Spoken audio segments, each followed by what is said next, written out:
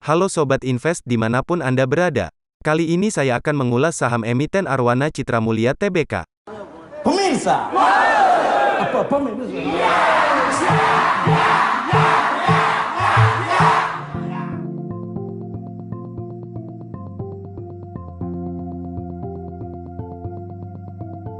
Halo Sobat Invest dimanapun Anda berada. Kali ini saya akan mengulas saham emiten Arwana Citra Mulia Tbk. Di video kali ini saya akan kupas tuntas saham Arena dari perspektif fundamental bisnisnya. Arwana Citra Mulia Tbk, kode tiker Arena, tergabung ke dalam sektor perindustrian, subindustri produk dan perlengkapan bangunan, dengan kode sektor C121. Kapitalisasi pasarnya mencapai 5,4 triliun rupiah. Pada tanggal 17 Juli tahun 2001, Arwana melakukan penawaran saham perdana. Seiring perjalanan waktu, jumlah saham Arwana berkembang karena dilakukannya sejumlah aksi korporasi. Antara lain, penawaran umum terbatas atau right issue, pada tahun 2002. Pembagian saham dividen, di 2006. Serta pemecahan saham, di tahun 2009 dan 2013. Saat ini, saham Arena diperdagangkan di papan utama Bursa Efek Indonesia, dengan jumlah saham sekitar 7,3 miliar lembar. PT Arwana Citra Mulia adalah perusahaan yang bergerak di bidang industri keramik. Perusahaan ini memproduksi ubin keramik untuk segmen pasar menengah ke bawah. Arena memiliki brand produk Arwana, merek brand yang berkualitas dengan harga terjangkau. Pada tahun 2011, lini produk baru untuk segmen pasar menengah ke atas pun diperkenalkan, dengan merek brand Uno. Perjalanan Arwana dimulai dengan pengesahannya sebagai perseroan terbatas, pada tanggal 22 Februari tahun 1993. Arwana mulai beroperasi secara komersial pada tanggal 23 Juni 1995, yaitu saat dimulainya produksi Plen 1 di Pasar Kemis, Tangerang.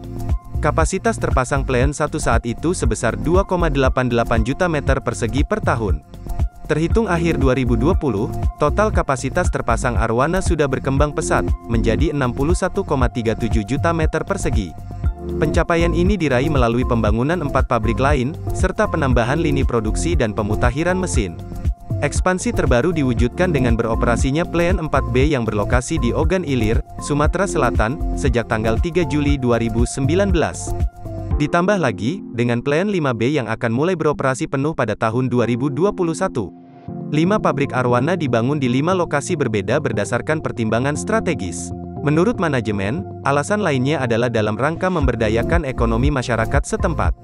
Plen 1 dan Plen 2, masing-masing berlokasi di Tangerang dan Serang, Banten. Kedua plen ini disiapkan untuk melayani pasar keramik di kawasan barat Indonesia.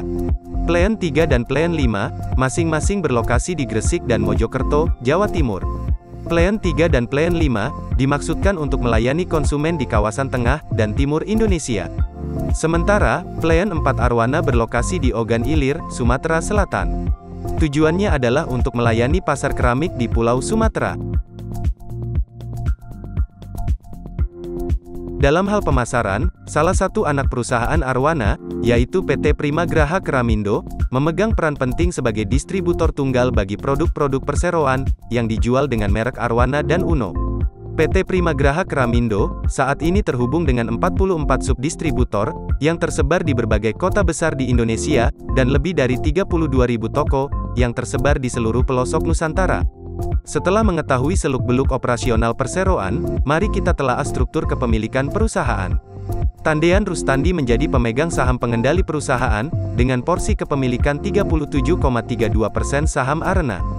Beliau juga menjabat sebagai Direktur Utama Perseroan. Sementara itu, kepemilikan publik mencapai 47,68% dari total saham yang beredar. Setelah kebijakan penurunan harga gas bagi industri keramik ke $6 per MMBTU, industri keramik berpotensi untuk kembali pada tingkat daya saing tahun 2013, yaitu sebelum kebijakan pemerintah saat itu untuk menaikkan harga gas 50%. Khususnya untuk perseroan, dengan beban gas yang lebih rendah, dan upaya berkesinambungan untuk mengendalikan biaya, perseroan akan bisa mengoptimalkan laba dengan harga yang tetap kompetitif. Sementara, produk ubin porselen berglasir, yang akan mulai diproduksi pada tahun 2021, akan melengkapi portofolio lintas segmen perseroan, dengan potensi laba yang lebih besar lagi. Pemerintah juga sudah memberikan insentif bagi sektor perumahan, yang akan berefek meningkatkan permintaan atas bahan-bahan bangunan. Di antaranya, subsidi bantuan uang muka, subsidi bantuan selisih bunga, bantuan stimulan perumahan swadaya, bantuan pembiayaan perumahan berbasis tabungan, dan lain sebagainya. Insentif ini ditujukan untuk menggerakkan sektor yang masih mengalami backlog, yaitu sekitar 10 juta rumah. Konsumsi keramik per kapita penduduk Indonesia sendiri masih sangat rendah, yakni 1,4 meter persegi. Sedangkan rata-rata dunia mencapai 2,5 meter persegi. Dan, sebagai perbandingan, Vietnam 5,8 meter persegi, Tiongkok 4,6 meter persegi, dan Malaysia 2,7 meter persegi.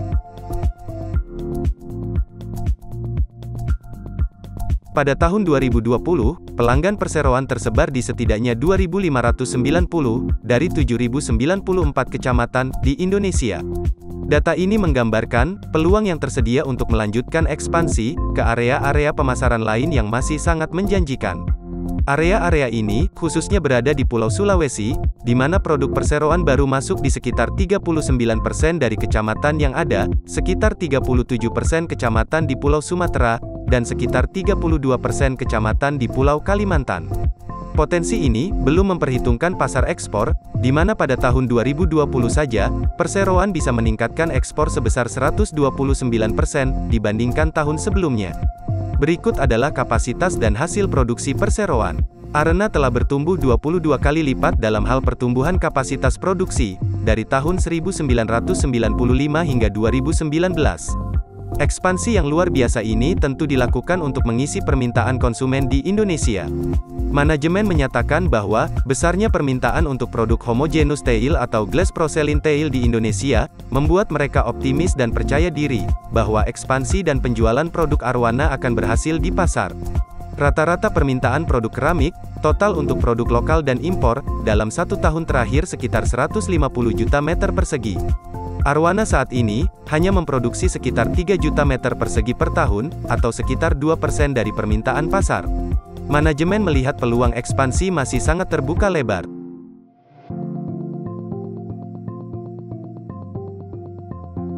Kita juga bisa melihat tingkat utilisasi dari pabrik Arena. Kita lihat dalam 12 tahun terakhir, tingkat utilisasi produksi Arena selalu lebih dari 90%. Dipastikan, mesin dan para pegawai di pabrik Arwana tidak akan punya waktu untuk bersantai-santai, apalagi rebahan. Dengan tingkat utilisasi optimal tersebut, Arena berhasil melakukan efisiensi biaya produksi utama, seperti biaya energi, bodi, dan biaya glasir. Hanya saja, kita perlu mencermati komponen biaya lain-lain yang tercatat dalam tren menanjak. Berikut adalah pertumbuhan subdistributor dan outlet Arwana Citra Mulia. Per tahun 2020, Arwana memiliki total 44 subdistributor, dan lebih dari 32.000 outlet. Atau, tumbuh sekitar 7,2% daripada tahun sebelumnya. Manajemen mengklaim, pemasaran produk perseroan lebih unggul dibandingkan kompetitornya, terutama produk impor dari India, Tiongkok, dan Vietnam. Produk Arena dipasarkan ke seluruh wilayah di Indonesia. Sementara, kekuatan produk impor yang didominasi segelintir pedagang, terfokus hanya di Pulau Jawa saja. Arwana Citra Mulia menggunakan teknologi produksi yang melingkupi seluruh rantai pasok produksi keramik. Yang menjadi perhatian adalah, Qualitron merupakan mesin yang digunakan sebagai sistem pengendalian kualitas keramik yang diproduksi secara otomatis. Mesin ini memiliki 3 sistem penerangan khusus, dengan vision system serta video kamera, yang memungkinkan dilakukannya pemeriksaan mendetil, serta dapat mengidentifikasi cacat pada struktur dan dekorasi keramik.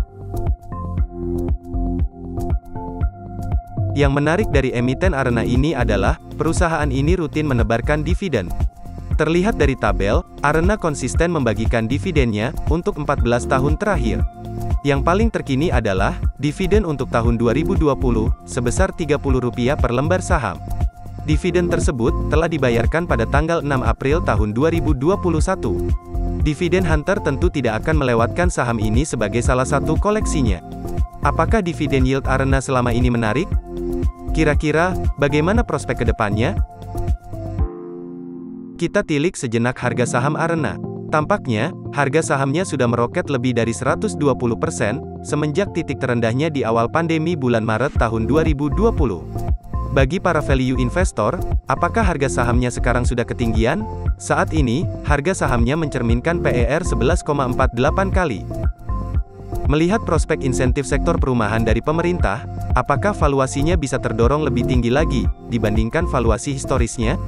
Baiklah, sekian video tinjauan fundamental kualitatif Arwana Citra Mulia dari saya. Video ini merupakan bagian dari seri analisis fundamental pada level emiten. Di video selanjutnya, saya akan telaah laporan keuangan Arwana Citra Mulia Tbk. Subscribe channel ini untuk selalu mendapatkan wawasan baru tentang investasi. Stay healthy and happy investing.